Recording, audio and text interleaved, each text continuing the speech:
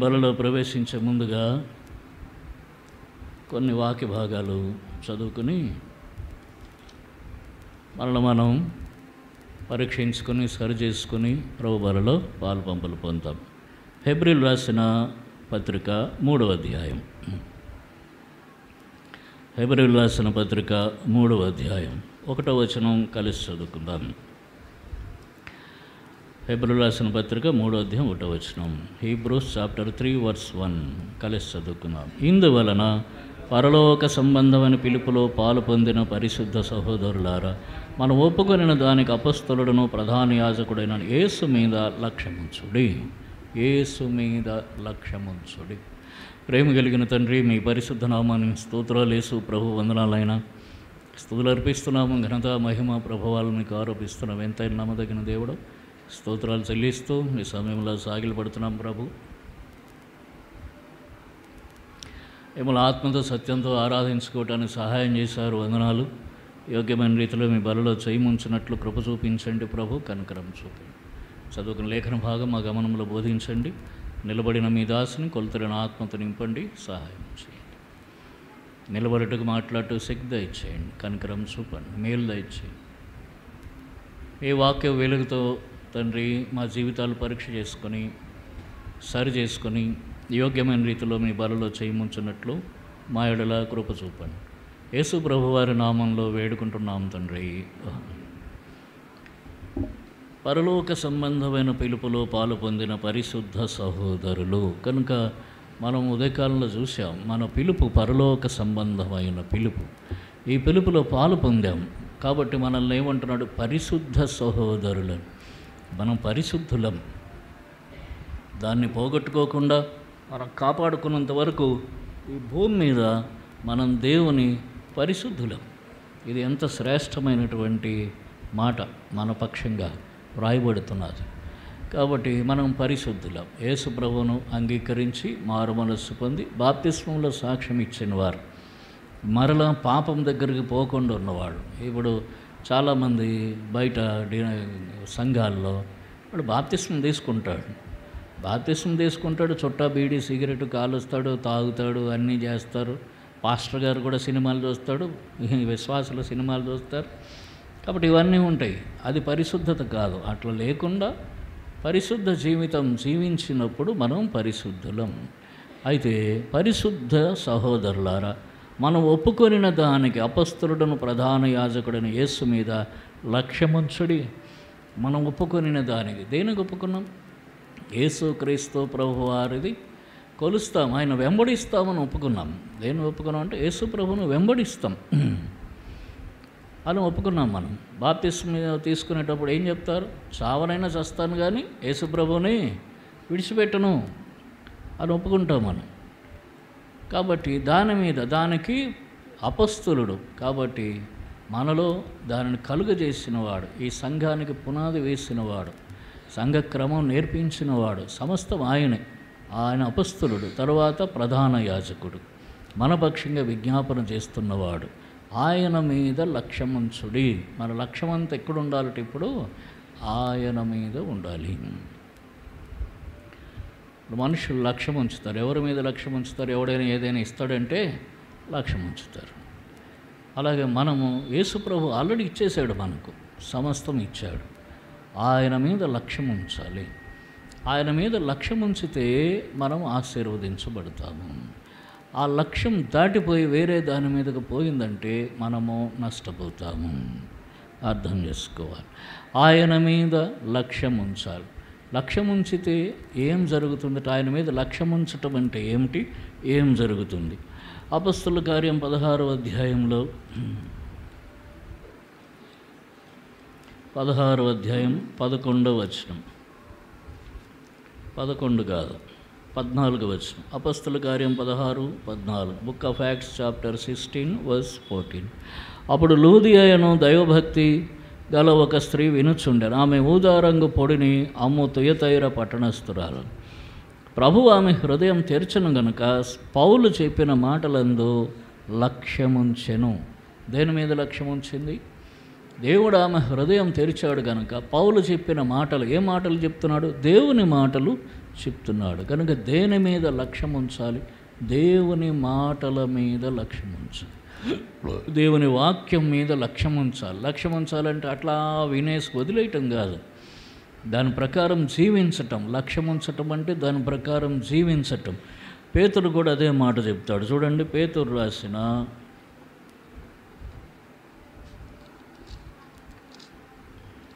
రెండవ పత్రిక, పేతురు రాసిన రెండవ పత్రిక 1వ అధ్యాయము 19వ వచనం చదవండి.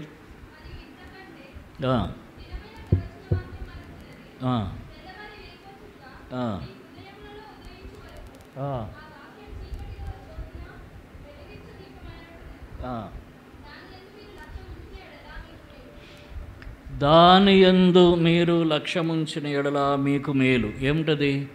దేవుని వాక్యం. అది ఏం చేస్తుందట? చీకటి గల చోట్ల వెలిగిచ్చు దీపము. అంటే మన దగ్గర ఏదో ఏరియాలో చీకటి ఉంది. చీకటి అంటే మనకు అర్థం కాదు, నడవలేని పరిస్థితి. చీకటి అంటే అక్కడ ఏముందో తెలియదు.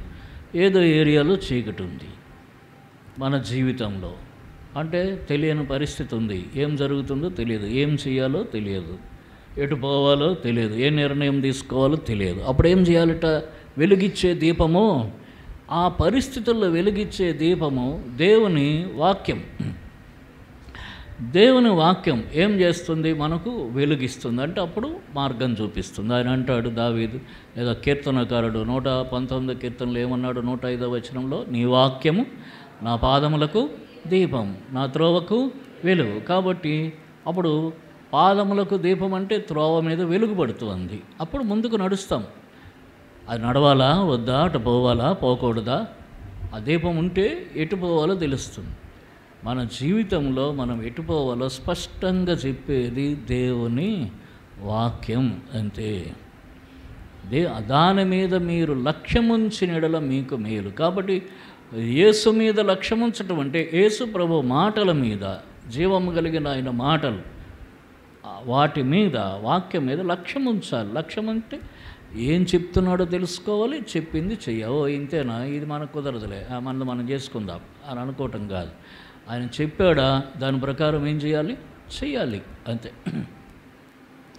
ఒకసారి నేను అప్పుడేదో పరిస్థితులు ఉన్నాయి, నేను బయట ఉన్నాను, మళ్ళీ హెబ్రోన్కి వెళ్ళమన్నాడు దేవుడు. హెబ్రోన్కి వస్తున్నాను. ఒక సహోదరుడు సేవకుడు, నాకంటే సీనియర్ ఆయన సేవకుడు, ఆయన ఫోన్ చేసి మాట్లాడుతూనే ఉన్నాడు. ఆయన అన్నాడు, మీరు వెళ్తున్నారు కానీ మీకు ఒక ఆయన అడ్డుపడతాడు, మీరు పోయి ముందు ఆయన్ని కలిసి ఆయనతో మాట్లాడి అప్పుడు వెళ్ళండి అని అంటాడు. నాకు ఆయన దగ్గరికి వెళ్ళడం ఇష్టం లేదు. అయితే నేను ప్రార్థన చేసుకుని ఏం చేయాలా ప్రభా, ఆయన అట్లా చెప్తున్నాడు, నాకేం మనసు లేదు, నువ్వు చెప్పు అని అన్నాను. అంటే ప్రభు ఒక వాక్య భాగం, ఒక రిఫరెన్స్ చెప్పాడు. అది తీసి చూస్తే ఏముంది తెలుసులా? నీకట్టి అభిప్రాయం కలిగి ఉన్నడలా నీవు దానిని విడిచిపెట్టుమో అని ఉంది. ఎంత స్పష్టం, సామెతల గ్రంథంలో వస్తుంది. నీకట్టి అభిప్రాయం కలిగిన ఎడలా నీవు దానిని విడిచిపెట్టుము అన్నాడు. మళ్ళీ ఆయన ఫోన్ చేశాడు, ఏమండి అబ్రహాం గారు, ఏం చేస్తున్నారు, ఏం డెసిషన్ తీసుకున్నారు? లేదన్నా, దేవుడు నీకట్టి అభిప్రాయం కలిగి ఉంటే విడిచిపెట్టమంటున్నాడు. మీతో చాలా కష్టమండి. ఇప్పుడు జ్ఞానంతో పోవాలి కానీ మళ్ళీ దేవుని వాక్యం, దేవుని చిత్తం ఇవన్నీ ఎక్కడ నడుస్తాయండి, చాలా కష్టాలు వస్తాయండి మీకు అని అన్నాడు. సరే ఏం చేస్తానని అన్నా. అయిపోయిందా? సరే పెద్ద ఆయన చెప్పాడు కదా అని నేను మళ్ళీ ఇంటికి వెళ్ళిపోయి ఫోన్ చేద్దాం ఆయనకని చెప్పి వెళ్తున్నా. ఫోన్ చేద్దామని వెళ్తుంటే ఎస్టీడీ బూత్కి పోయి ఫోన్ చేయాలి. నా ఫోన్లో డబ్బులు లేనట్టున్నాయి, ఛార్జింగ్. ఎస్టీడీ బూత్కి వెళ్తుంటే సడన్గా నాకు ఎదురుగుంది, ఏం కనబడలేదు. అవతల నుంచి ట్రాక్టర్ వస్తుంది, యువతల పక్క పెద్ద రాతి కుప్పలు ఉన్నాయి, అంటే ఈ మెటల్ వేసేసారు. అవతల ట్రాక్టర్ వస్తుంది. నేను ముందు రాతి కుప్పలు చూడలేదు, దీన్ని చూడగానే తప్పుకోపోయేసే ట్రాక్టర్ గుద్దేపోయింది. వెంట్రుక వాసిలో మరణం తప్పింది, వెంట్రుక వాసిలో తప్పింది. అయినా ఇంకా పోయాను. ఫోన్ చేస్తే ఆయన లేడు, అమ్మయ్య ఇంకా లేడు అని వదిలేశాను. కాబట్టి నీ గట్టి అభిప్రాయం కలిగినట్ల నీవు దాన్ని విడిచిపెట్టకపోతే ఏమొస్తుంది? మరణం. దేవుడు తప్పించాడు కానీ గద్దించాడు అన్నమాట. రే నువ్వు చెప్పిన మాట వినట్లేదని. అంటే మనుషుల మాటకు విలువ ఇచ్చాను. అంటే అది కన్ఫ్యూజన్, ఏం చేయాలో తెలియదు, చాలా క్రిటికల్ స్టేజ్ అయిపోయింది. మళ్ళీ హెబ్రోన్కి వెళ్ళిపోయాను, పెద్దవాళ్ళని కలిశాను, అంతా అయిపోయింది. మళ్ళీ ఇప్పుడు పెద్ద ఆయన చెప్పాడు, ఫిలిప్ గారు, నువ్వు వాడి దగ్గరికి పోయి రా అని అన్నాడు. మళ్ళీ ఆయన కూడా చెప్పాడు, నువ్వు వాడి దగ్గరికి పోయి అక్కడి నుంచి నీకు ఇచ్చిన సంఘానికి వెళ్ళిపో అని అన్నాడు. అరే బాబు ఎట్లా పోవాలి ఇప్పుడు మళ్ళీ ప్రార్థన చేసుకున్నాను, ప్రభువా నువ్వు వద్దంటున్నావు, వీళ్ళందరూ వెళ్ళమంటున్నారు, ఇప్పుడు పెద్ద ఆయన వెళ్ళమన్నాడు, ఆయన మాట కొట్టేయకూడదు, ఆయన హెబ్రోన్కి పెద్దగా ఉన్నాడు, ఆయన మాట కొట్టేయకూడదు, నువ్వు వద్దంటున్నావు, నేనేం చేయాలి? కాబట్టి ఇప్పుడు ఆయనే ముందు సమాధానపడి ఒక ఇద్దరిని పంపాల. ఎక్కడికి? మా ఇంటికి. నేను ఇంకా ఇంటికి వెళ్ళాలి, ఇక్కడి నుంచి కందుకూరు. ఇద్దరిని పంపాలి మా ఇంటికి. ఆయన సమాధానంతో ఉన్నాడు, రమ్మన్నాడు అని చెప్పి ఆయన ముందు పంపాలి. అప్పుడు నీ చిత్తం అనుకొని అప్పుడు నేను పోతాం ప్రభువా, నువ్వు అనుమతిస్తున్నావు, పోతాను అనుకున్నాను. అంతే. నేను ఇంటికి వెళ్ళి లోపల, అంటే జస్ట్ ఒక నైట్ ఇంటికి వెళ్ళి లోపల ఓ సేవకుడు ఓ సహోదరుడు ఇద్దరు ఇంటికి వచ్చి ఆయనకు ఏమీ ఇప్పుడు ఇది తేడాలేం లేవు, చాలా సంతోషంతో సమాధానంతో ఉన్నారు, మిమ్మల్ని వెళ్ళమన్నారని చెప్పి, మిమ్మల్ని ప్రార్థన చేసి రమ్మన్నారని చెప్పి వచ్చి చెప్పిపోయారు ఇంట్లో నా భార్యకు. అర్థమైందా? అప్పుడు నాకేమైంది? లైన్ క్లియర్ అంతే. లేకపోతే ఏమొస్తుంది? మరణం వస్తుంది. కనుక ఆ వాక్యమందు లక్ష్యముంచిన యెడల, అంటే చుట్టూ మనకి ఎన్నో ఆలోచనలన్నీ ఉంటాయి, చెప్పేవారు ఉంటారు, సలహా ఇచ్చేవారు ఉంటారు, మన సొంత ఆలోచనలు ఉంటాయి, జ్ఞానం ఉంటుంది, ఏవేవో ఉంటాయి. కానీ వీటన్నిటికంటే శ్రేష్టమైనది దేవుని వాక్యం. దాని యందు లక్ష్యం ఉంచాలి. లక్ష్యం ఉంచకపోతే ఏమవుతుంది చూడండి. ఇర్మియా గ్రంథం 23వ అధ్యాయం 18వ వచనం. ఇర్మియా గ్రంథం 23వ అధ్యాయం 18వ వచనం.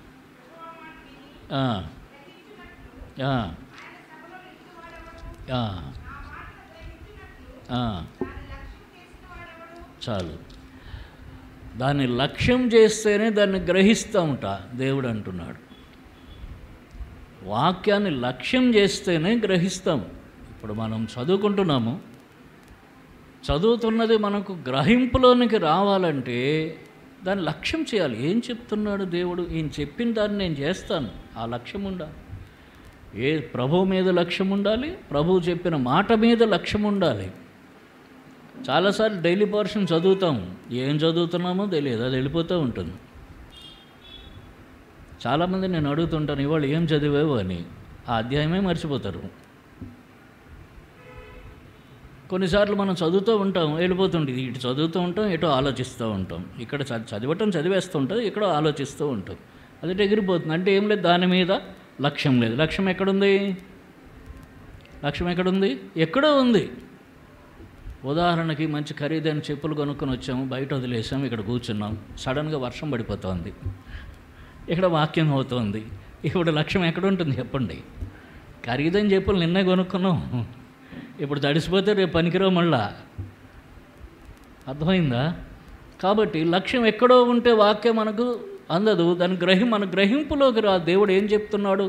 చాలాసార్లు అట్లనే మనం దాటిపోతున్నాం, దేవుడు ఏం చెప్తున్నాడో తెలియక. అందుకని దాని మీద లక్ష్యం ఉంచాలి. లక్ష్యం ఉంచాలంటే దానికి ప్రత్యేకమైన సమయం, ఆ సమయాన్ని వేరే ఏది డిస్టర్బ్ చేయకుండా చూసుకోవాలి. పడుకునే ముందైనా లేదా నిద్ర లేచిన వెంటనే, అది మంచి సమయం దేవుని వాక్యానికి మనం లక్ష్యం ఉంచటానికి. నిద్ర లేచిన వెంటనే, పడుకునే ముందు. నిద్ర లేచిన వెంటనే పనులున్నాయి, పడుకునే ముందు నిద్ర వస్తుందంటే ఏం చేయలేం.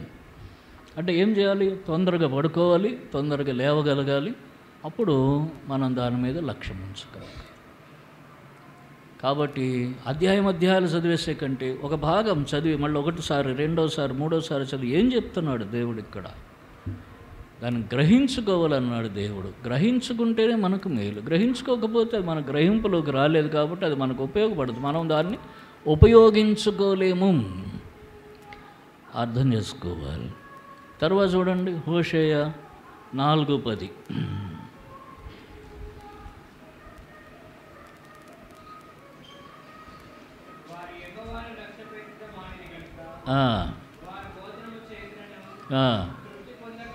చాలు. ఆ రెండవ మాట అక్కర్లేదు. హోషేయ 4:10 వారు యెహోవాను లక్ష్యపెట్టుట ఏం చేశారట? మానిరి, కనుక వారు భోజనం చేసిన తృప్తి పొందకయుందరు. ఇక సరే, ఇది కూడా చదువుకోదు. వ్యభిచారం చేసిన అభివృద్ధి నొందకయుందరు. అక్కడ వ్యభిచారం అంటే వ్యభిచారం అని కాదు, లోకంలోనికి పోవటం అని అర్థం. దేవుణ్ణి లక్ష్య పెట్టకపోతే భోజనం చేసినా ఏముండదుట? తృప్తి ఉండదు. మనకు చాలాసార్లు అందుకే తృప్తి ఉండదు, తిన్న తిండిలో తృప్తి ఉండదు. భక్సింగ్ గారు ఒకసారి భక్సింగ్ గారిని ఎవరో పిలిచారట, ఒక ఇద్దరు. అన్న మా ఇంటికి రండి భోజనానికని పిలిస్తే ఆయన వెళ్ళాడట. వాళ్ళు అక్కడ ఒక చిన్న పూరి గడుసులో ఉన్నారట. లోపలికి పోతే ఏం పెట్టారు తెలుసా? ఉప్పేసిన గంజి పెట్టారట. వాళ్ళు బిచ్చగాళ్ళు, ఉప్పేసిన గంజి పెట్టారట. ఏదో పుస్తకంలో చదివాను నేను, ఆయన రాసిన వాటి. ఆయన అంటాడు అదే ఎంతో తృప్తిగా ఉందని అంటాడు. అర్థమైందా? కాబట్టి మనం కొన్నిసార్లు మనకు రకరకాలు పెడతారు, కానీ మనకు తృప్తి ఉండదు. కారణం ఏమిటి? ఆయన వాక్యాన్ని లక్ష్యం చేయటం లేదు. ఆయన వాక్యాన్ని లక్ష్యం చేస్తే మనకు చాలా తృప్తి ఉంటుంది. మన జీవితం మనకు తృప్తిగా, భోజనం ఒక్కటే కాదు, జీవితం తృప్తిగా ఉంటుంది. వారు వ్యభిచారం చేసిన వారు ఏమవరట? అభివృద్ధి పొందక. వ్యభిచారం చేస్తే అభివృద్ధి పొందుతాడు ఎవడన్నా? అంటే వ్యభిచారం అంటే లోకంలో పోయారు, లోకంతో కలిశారు, లోకంతో ఏదో చేస్తున్నారు, అభివృద్ధి పొందటానికి జరగదుట. కాబట్టి దేవుని వాక్యం ఏం చెప్తున్నాడు? ప్రతి దినము కూడా లక్ష్యం ఉంచాలి. కొద్ది సమయమైన దాని యందు మీరు లక్ష్యం ఉంచిన యెడల మీకు మేలు. కొద్ది సమయమైన లక్ష్యం ఉంచాలి, లేకపోతే తృప్తి ఉండదు జీవితానికి. వాక్యమందు లక్ష్యం ఉంచితే తృప్తి ఉంటుంది. అంటే అసంతృప్తిని కలుగజేసే పరిస్థితులు అనేకం వస్తాయి, అది వేరే విషయం. సామాన్యమైన పరిస్థితుల్లో కూడా తృప్తి లేకుండా ఏం బతుకు అనుకుంటూ కొంతమంది తిట్టుకుంటూ ఉంటారు, శపించుకుంటూ ఉంటారు, వాళ్ళని వాళ్ళే శపించుకుంటారు. ఎందుకంటే వాక్యంతో సంబంధం లేని జీవితం, దేవుని మీద లక్ష్యం లేని, దేవునితో సంబంధం లేని జీవితం. దేవునితో లక్ష్యం అంటే ఈయన ఏం చేస్తున్నాడు, లక్ష్యం ఉంచడం అంటే ఈయన ఏం చేస్తున్నాడు అని ఆయన చూడటం, ఆయన ఏం చేస్తున్నాడు, ఏం చేయదలుచుకున్నాడు చూడటం, దాన్ని బట్టి నడుచుకుంటాడు.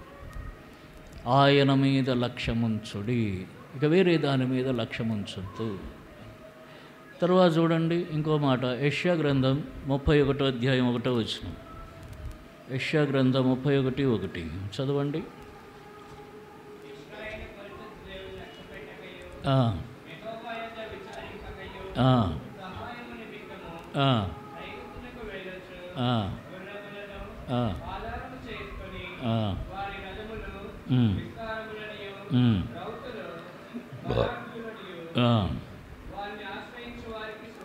కాబట్టి ఇశ్రాయేలు పరిశుద్ధ దేవుని లక్ష్య పెట్టకపోతే ఏమొస్తుందిట? శ్రమ వస్తుంది. వాళ్ళ దగ్గరికి పోదాం, వీళ్ళ దగ్గరికి పోదాం, వాళ్ళు సాయం చేస్తారు, వీళ్ళు సాయం చేస్తారు, ఏదో గొప్ప దొరుకుతుంది. కొన్నిసార్లు దేవుడే మన సహాయానికి మనుషులను సిద్ధపరుస్తాడు, అది దేవుని వలన జరగాలి. మనంతట మనం పోతాం మనుషుల దగ్గరికి, సహాయం దొరకదు సరికదా. ఏం దొరుకుతుంది? శ్రమ మిగులుతుంది.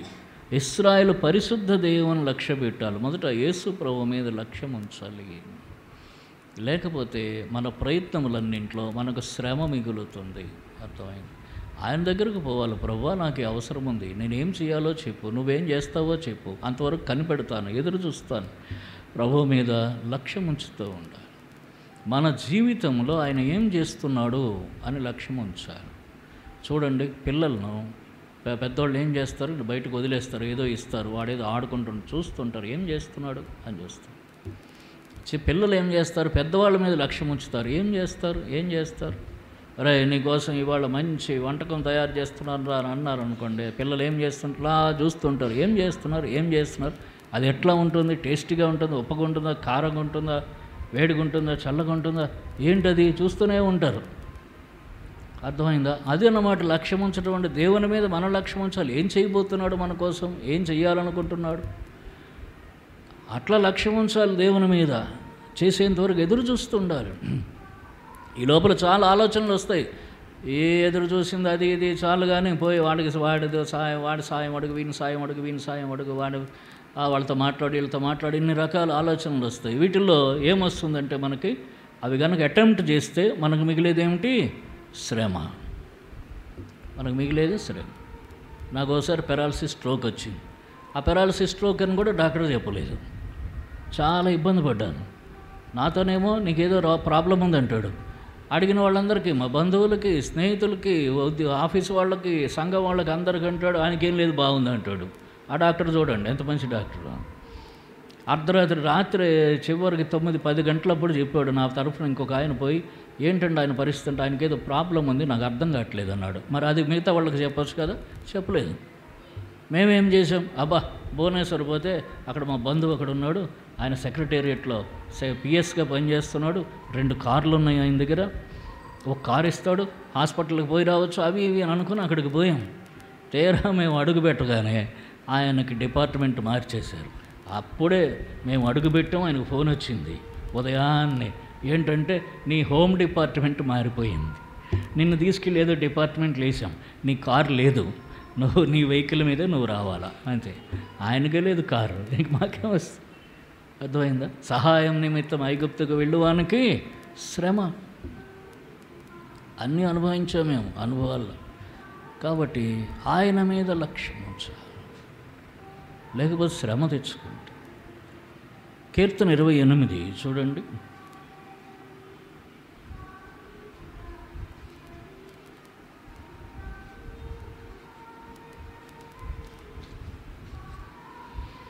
కీర్తన 28 5వ వచనం. యెహోవా కార్యములను వారు లక్ష్యపెట్టరు, ఆయన హస్తకృత్యములను వారు లక్ష్యపెట్టరు, కావున ఆయన వారిని వృద్ధిపరచక నిర్మూలము చేయను. కాబట్టి దేవుని హస్తకృత్యములు, ఆయన కార్యములు లక్ష్యపెట్టాలి. దేవుని లక్ష్యపెట్టడం అంటే ఆయన మాటను లక్ష్యపెట్టాలి, తర్వాత ఆయన ఆలోచనలు లక్ష్యపెట్టాలి.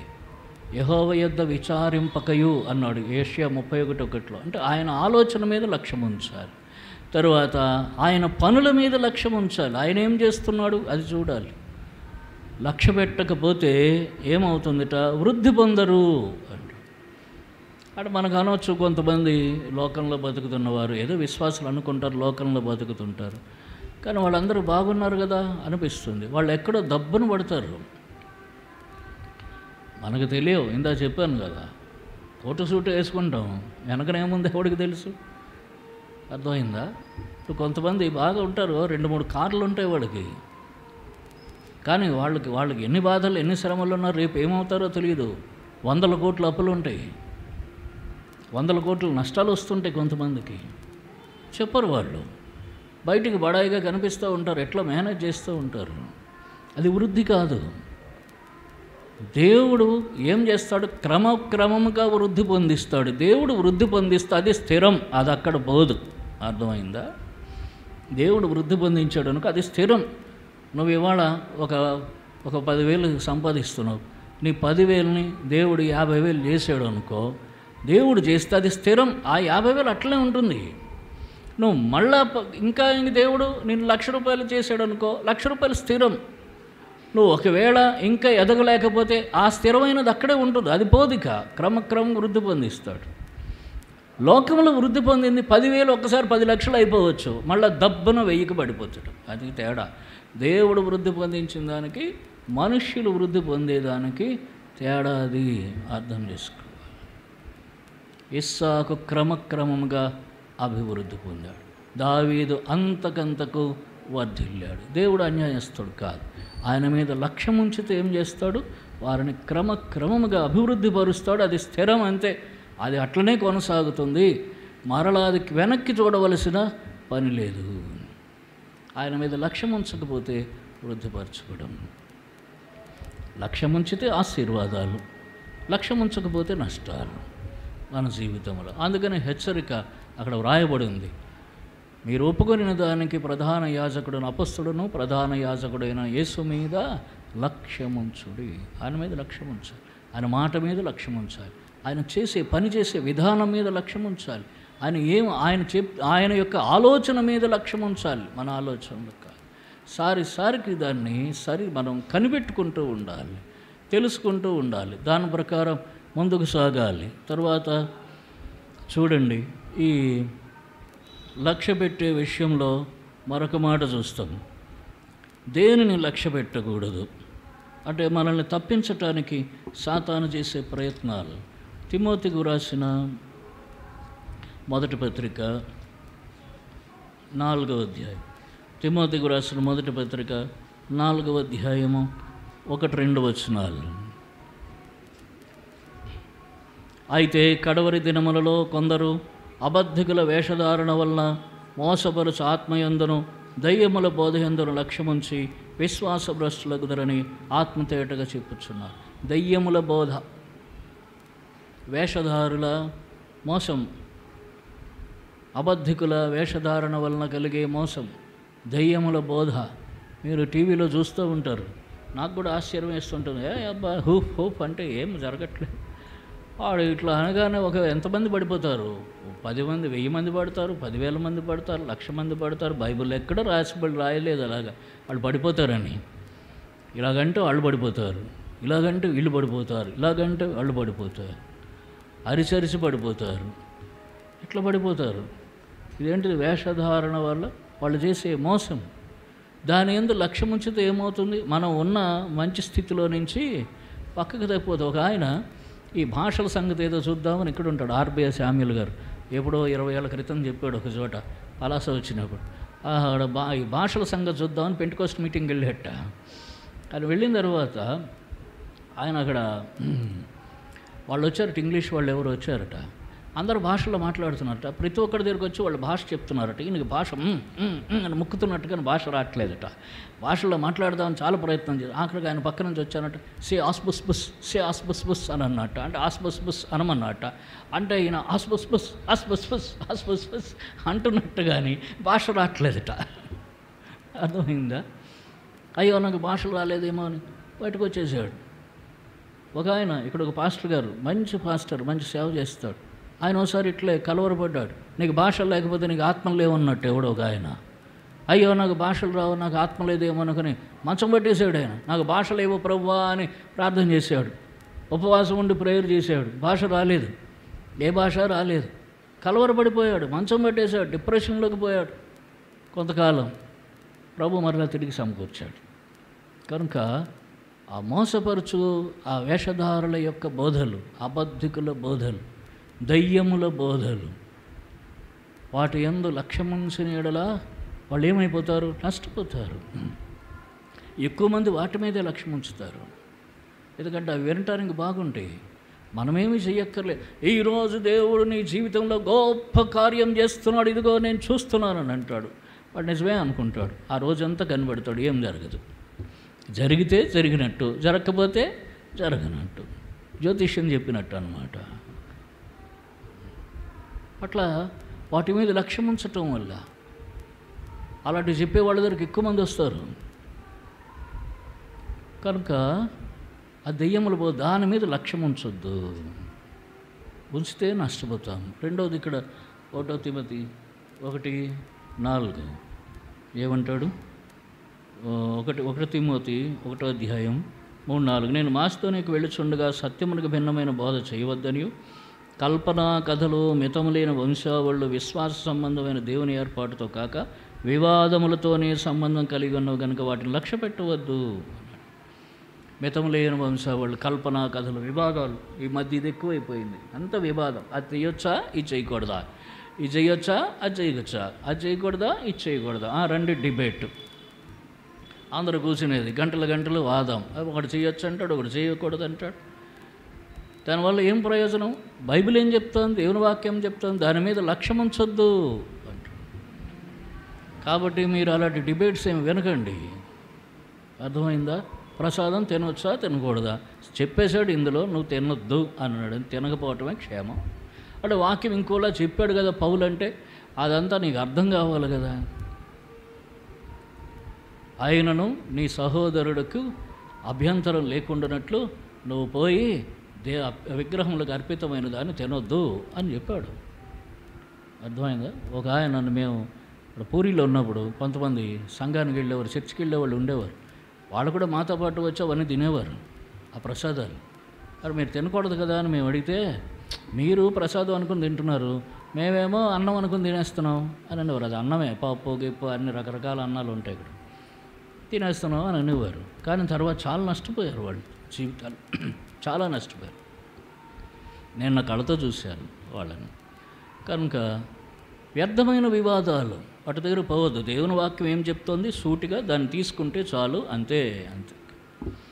దానికోసం టైం వేస్ట్ చేసుకోవటం అనవసరము. అర్థమైందా?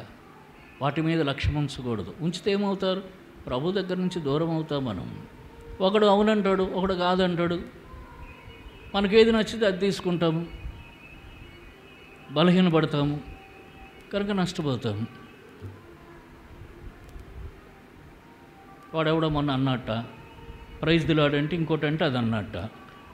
వాళ్ళు అది అనొచ్చా, మళ్ళీ దానికి ఒక పెద్ద డిబేటు. అనొచ్చనొకడు, అనకూడదనొకడు. అయ్యో మనం అనొచ్చేమో, మరి మనకి బంధువులు ఉన్నారు కదా అనుకోడు. వాడి బోధలు వింటే అట్లా అనుకుంటారు. అవునా? వాటి దగ్గరికి పోవద్దు. వాళ్ళందరూ బోధకులు కాదు ఈ దినాల్లో. పొద్దునే నాకు వచ్చింది మంచి మాట. వాళ్ళు బోధకులు కాదు, పాస్టర్లు కాదు, వాళ్ళందరూ యూట్యూబర్స్. అంటే యూట్యూబ్ ముందే కూర్చుంటారు వాళ్ళు. అర్థమైందా? వాడు చెప్పేదంతా యూట్యూబ్లోనే చేస్తాడు. వాళ్ళు యూట్యూబర్స్, వాళ్ళు పాస్టర్లు బోధకులు కాదు. ఇప్పుడు బోధించేవాడు వాడు సంఘానికి బోధించుకుంటాడు అంతే. కనుక వాళ్ళ మీద లక్ష్యం ఉంచొద్దు. ఎవరి మీద లక్ష్యం ఉంచాలంటే యేసు మీద లక్ష్యం ఉంచు, ఆయన మాటల మీద లక్ష్యం ఉంచు, ఆయన వాక్యం మీద లక్ష్యం ఉంచు. ఎందుకు చూడండి, కొరింథీయులకు రాసిన 2వ పత్రిక 11వ అధ్యాయం. కొరింథీయులకు రాసిన 2వ పత్రిక 11వ అధ్యాయము 13వ వచనం నుంచి. ఏలయనగా అట్టివారు క్రీస్తు యొక్క అపొస్తలుల వేషం ధరించుకున్న వారై ఉండి దొంగ అపొస్తలులను మోసగాండ్రను పనివారనై ఉన్నారు. కాబట్టి వారు క్రీస్తు యొక్క అపొస్తలుల వేషం ధరించుకునే మోసవారుట, దొంగవారుట, దొంగలు, మోసగాళ్ళు. ఇది ఆశ్చర్యం కాదు. 14 సాతాను తానే వెలుగుదూత వేషం ధరించుకొనుచున్నాడు కనుక వాని పరిచారకులు నీతి పరిచారకుల వేషం ధరించుకున్నట్టు గొప్ప సంగతి కాదు. కాబట్టి వాడు నిజానికి క్రైస్తవ్యానికి వ్యతిరేకంగా నష్టం చేయాలనే ఆలోచన ఉంటుంది వాళ్లకు. కానీ వాళ్ళు ఏం చేస్తారనంటే క్రైస్తవ పరిచారకుల్లాగానే సేవకుల్లాగానే వేషం వేసుకుంటారు. కాబట్టి జాగ్రత్తగా ఉండాలి. యేసు మీద, యేసు మాటల మీద, బైబిల్ ఏం చెప్తుందో దాని మీద స్పష్టంగా లక్ష్యం ఉంచాలి. ఈ అబద్ధ బోధకుల మీద, దయ్యముల బోధ మీద లక్ష్యం ఉంచొద్దు. వివాదాలు తెచ్చేవారి మీద అసలు లక్ష్యం ఉంచొద్దు, మనం నష్టపోతాము. తర్వాత చూడండి, ఫిలిప్పీయులకు రాసిన పత్రిక 3వ అధ్యాయం. ఫిలిప్పీయులకు రాసిన పత్రిక 3వ అధ్యాయం 13వ వచనం కలిసి చదువుకున్నా. ఫిలిప్పీ 3:10. సహోదరులారా, నేను ఇదివరకే పట్టుకొని ఉన్నానని తలంచుకొనను. అయితే ఒకటి చేయుచున్నాను, వెనుక ఉన్నవి మరచి ముందున్న వాటి కొరకై వేగిరపడుచు. మరచి అన్న దగ్గర ఒకటి అని పెట్టి ఫుట్ నోట్లు ఏం పెట్టాడు చూడండి, లక్ష్య పెట్టుక. వెనుకనున్నవి లక్ష్య పెట్టుక. వెనుకనున్నదంటే ఆయన వదిలేసి వచ్చాడు. తన మతాన్ని, యూదా మతాన్ని వదిలేశాడు. తరువాత తనకున్న ఘనతలు వదిలేశాడు, తన ఆస్తిపాస్తులు వదిలేశాడు, కుటుంబాన్ని, అందరిని, అన్నింటినీ వదులుకొని ఆయన వచ్చాడు. మళ్ళీ దానివైపు లక్ష్యం ఉంచట్లేదు, ఆ వెనక్కి తిరగట్లేదు. గత వారం కూడా జ్ఞాపకం చేసుకున్నట్టున్నాం. లూకాసు వార్త 9వ అధ్యాయం 62వ వచనం చూడండి. లూకాసు వార్త 9:62 చదవండి.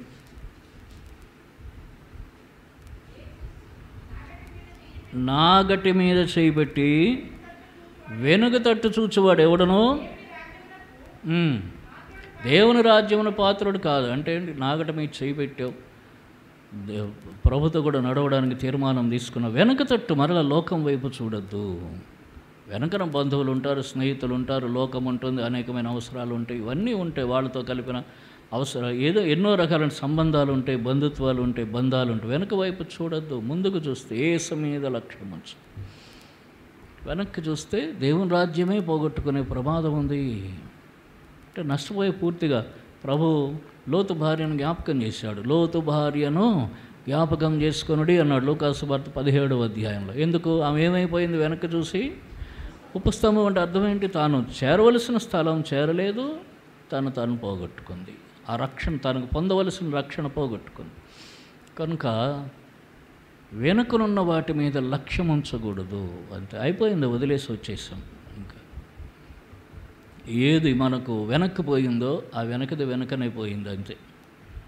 దాని మీద మరలా లక్ష్యం ఉంచాల్సిన పని లేదు. ముందుకే పోవాలి, ముందుకు చూసుకుంటూ పోవాలి. ముందున యేసు ప్రభువు మీద లక్ష్యం ఉంచాలి. అప్పుడు ఆయన మనం పోగొట్టుకున్నవన్నీ తిరిగిస్తాడు. అర్థమైందా? కనుక యేసు మీద లక్ష్యం ఉంచే జీవితం మనకు, ప్రభు మాటల మీద, ప్రభు కార్యాల మీద, ప్రభు యొక్క ఆలోచనల మీద లక్ష్యం ఉంచాలి. దయ్య బోధల మీద, తర్వాత విపరీతమైన వివాదాల మీద, వెనకనున్న వాటి మీద, ఏది విడిచిపెట్టి వచ్చాం వాటి మీద లక్ష్యం ఉంచకూడదు. మనం యేసు ప్రభు మీద లక్ష్యం ఉంచినట్లయితే మనకు సహాయం దొరుకుతుంది. ప్రభు మీద లక్ష్యం ఉంచినట్లయితే మనకు తృప్తి మిగులుతుంది. ప్రభు మీద లక్ష్యం ఉంచినట్లయితే మనకు వాక్యం అసలు అర్థమవుతుంది. ప్రభు ఏం చెప్తున్నాడో మనకు అర్థమవుతుంది. ప్రభు మీద లక్ష్యం ఉంచినట్లయితే మనము ముందుకు సాగగలుగుతాం, లేకపోతే వెనుకబడిపోతాం. అర్థమైందా? కీర్తనాకారుడు ఏమన్నాడు అక్కడ 28:5లో ఏం చెప్పాడు? అది లక్ష్యం ఉంచరు కనుక వృద్ధి పొందరు అన్నాడు. మనం ప్రభు మీద లక్ష్యం ఉంచితే వృద్ధి పొందుతూనే ఉంటాము. మన వృద్ధిని, మన అభివృద్ధిని ఎవడు ఆపేయలేడు. క్రమక్రమంగా వృద్ధి పొందుతాం. ఎవడు ఆపేయలేడు. ఏ మనుషుల మీద, ఏ పరిస్థితుల మీద లక్ష్యం ఉంచకూడదు. కాబట్టి మనం ఒకసారి పరీక్ష చేసుకో. దేని మీద లక్ష్యం ఉంచుతున్నాం? ఎవరి మీద లక్ష్యం ఉంచుతున్నాం? ఎవరి మాటల మీద లక్ష్యం ఉంచుతున్నాం? ఎవరి ఆలోచనల మీద లక్ష్యం ఉంచుతున్నాం? యేసు ప్రభువు మీదనా, లోకం మీదనా? యేసు ప్రభువు మీద, ఆయన మాటల మీద, ఆయన ఆలోచన మీద లక్ష్యం ఉంచితే మన క్షేమం. మనం వృద్ధి పొందుతాం, సహాయం దొరుకుతుంది, వృద్ధి పొందుతాం, తృప్తి చెందుతాం, అన్ని ఆశీర్వాదాలు ఉన్నాయి. యేసు ప్రభువు మీద లక్ష్యం ఉంచలేకపోతే సహాయం దొరకదు, శ్రమ కలుగుతుంది, తృప్తి ఉండదు, ఇలాగ అన్ని నష్టాలు ఉన్నాయి. మనం నష్టపోవటానికి దేవుడు మనల్ని పిలవలేదు. కనుక మరొకసారి ప్రభు సన్నిధిలో పరీక్ష చేసుకుని, మన పరిస్థితిని ప్రభు దగ్గర ఒప్పుకొని, సరి చేసుకుని, యోగ్యమైన రీతిలో ప్రభు బలలో పాల్పంపులు పొందుదాం. పరిశుద్ధాత్మ దేవుడు మనకు సహాయం చేస్తాడు. మోకరిల్లండి.